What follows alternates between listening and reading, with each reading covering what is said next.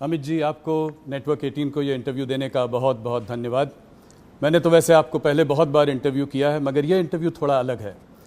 हमारे प्रधानमंत्री, लोकप्रिय प्रधानमंत्री का 75वां जन्मदिन था 2 दिन पहले। तो मुझे लगा कि प्रधानमंत्री को आपसे अच्छा और कौन जानता है। बहुत सारे लोग जानते हैं, ऐसा नहीं है, पर आप उनसे 4.5 दशक से जुड़े हुए हैं जी। तो मुझे लगा ये मौका अच्छा रहेगा कि थोड़ा मोदी की बात शाह के साथ। जी, मेरा पहला सवाल स्वाभाविक सा सवाल है, आप सबसे पहले मोदी जी से कब मिले? क्या चीज़ थी वो जिसने आपको उनकी ओर आकर्षित किया? देखिए, मिलना तो मेरा एक संघ की बैठक में ही हुआ था। संघ के एक वरिष्ठ पदाधिकारी का अहमदाबाद के कॉलेजियन स्वयंसेवकों के साथ संवाद था। इसकी तैयारी के लिए मोदी जी, मैं जहाँ रहता था वहाँ नारायणपुर आए थे। 10-15 युवा स्वयंसेवकों के साथ वो कार्यक्रम में क्यों जाना चाहिए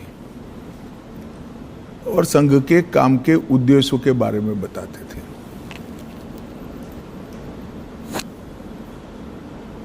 एक बिल्कुल अलग प्रकार से संघ के काम को मैंने उनसे सुना और कार्यक्रम में किस उद्देश्य से जाना चाहिए इसके बारे में भी युवाओं के लिए एक सटीक टिप्स भी थी और एक प्रकार से लंबे समय के लिए मार्गदर्शन भी था। इतने छोटे से एक महानगर के 1200 युवाओं के कार्यक्रम के लिए इतना बारीक प्लानिंग करना, ये बहुत बड़ी बात होती है। मैंने भी नीचे के स्तर पर काफ़ी काम किया है और वो ही बताता था, उस वक्त भी बताता था कि नरेंद्र भाई जो करते हैं वो मन से करते हैं और जो करते हैं वो अल्टीमेट उद्देश्य के साथ जुड़ा हुआ होता है और इसी के कारण बड़े बड़े परिणाम मिलते हैं। कमोबेश मेरे क्षेत्र के ही युवा थे, बहुत सारे युवा प्रभावित भी हुए थे, कार्यक्रम में भी गए थे और उसमें से काफ़ी लोग अलग अलग क्षेत्र में, कोई संघ में ही काम में आगे बढ़ा, कोई विद्यार्थी परिषद में बढ़ा, कुछ लोग भाजपा में बढ़े, अलग अलग काम में काफ़ी आगे भी बढ़े।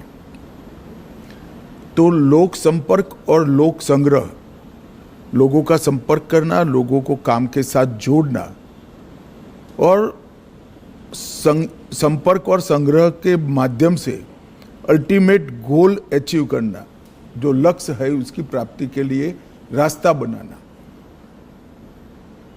ये उस वक्त हम सब युवाओं के मन पर बहुत गहरी असर छोड़ गया और आगे चलकर इसके कई सारे उदाहरण उनके जीवन से इसी प्रकार के मिलते रहे, जिन्होंने आज दुनिया के सामने जो नरेंद्र मोदी जी है उसको बनाया है। आपने प्लानिंग की बात करी तो 1995 तक भारतीय जनता पार्टी गुजरात में अपनी पूर्ण बहुमत के साथ कभी सरकार नहीं बनाई थी। उसके बाद लगातार आप लोग 7 चुनाव जीतते रहे। इसमें मोदी जी का क्या रोल रहा? इसमें प्लानिंग और उसको आप किस तरीके से देखते? भारतीय जनता पार्टी गुजरात में तीसरे नंबर पर थी। कांग्रेस, संस्था कांग्रेस से बनी जनता पार्टी और फिर भारतीय जनता पार्टी, और तीसरे नंबर पर भी हम 11 एमएलए के साथ थे। तो एक प्रकार से गुजरात में पूर्ण रूप से इतनी मजबूत सरकार बनना और इतने साल तक चलना, ये कल्पना करना भी बड़ा दुष्कर काम था। गुजरात में जब 2-3 साल लगातार अकाल पड़ा, तब पहली बार शहर के छोटे छोटे कार्यकर्ताओं को उन्होंने नेता बनाकर गांवों में न्याय यात्रा लेकर घुमाया।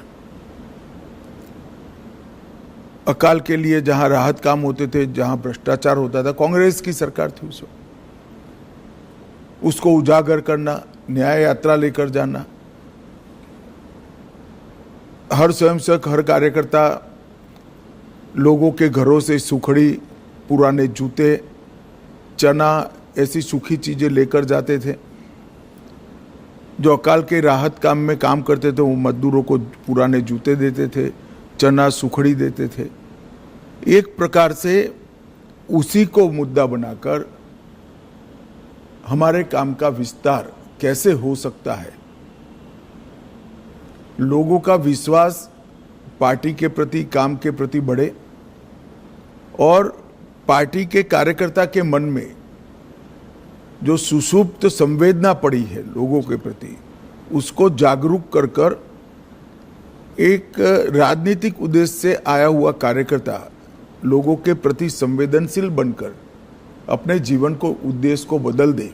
ये दोनों काम वो न्याय यात्रा के माध्यम से हुए। दूसरा, मुझे पूरा देश का मैं दावे के साथ नहीं कह सकता हूं, मगर बाद में मैं अध्यक्ष के नाते पूरे देश का दौरा भी करा तो कई प्रांतों में पुराने कामों की मेरी चर्चा हुई है।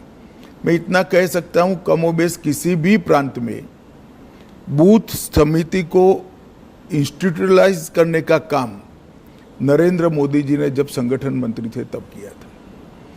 पहली बार भाजपा की सदस्यता को बूथ के हिसाब से रजिस्टर में, उस वक्त कंप्यूटर वगैरह नहीं होते थे, हाथ पेन से रजिस्टर बनाए जाते थे, उसको सूचीबद्ध करना, इसकी सदस्यता का जो शुल्क आता है इसका हिसाब रखना और फिर उसका सत्यापन, ऑडिट भी करना, ये व्यवस्था बनाई गई। और मुझे बरोबर याद है, मैं उस वक्त उनके साथ ही दौरे करता था, मेरा हिसाब किताब का काम था और ऑडिट का काम था। लगभग गुजरात के 80% जिलों में बूथ समितियां, मंडल समितियां, जिला समितियां, इसका रिकॉर्ड बनना शुरू हुआ और वहीं से एक स्ट्रक्चर्ड ऑर्गेनाइजेशन के बेस की शुरुआत हुई। वो रजिस्टर के आधार पर कौन पार्टी छोड़ गया, कौन कितने लंबे समय तक काम किया, छोड़ गया तो क्यों छोड़ गया, ये सारी चीज़ों की समीक्षा भी होती थी, मीमांसा भी होती थी। और उसके कारण गुजरात में हम सब जो युवा उस वक्त नए आए थे, वो सभी को संगठन का काम करने का स्ट्रक्चर, तरीका क्या हो सकता है, एक भी भाषण के बगैर जो इस काम से जुड़े थे वो सब लोग समझ गए। तो आंदोलनों से पार्टी को खड़ा करना और आंदोलनों से बड़े हुए जनाधार को पार्टी के स्ट्रक्चर के ढांचे में ढाल देना, ये दोनों काम नरेंद्र मोदी जी जब संगठन का काम करते थे तब हुए और इसके कारण गुजरात प्रदेश भाजपा की एक मजबूत नींव पड़ गई।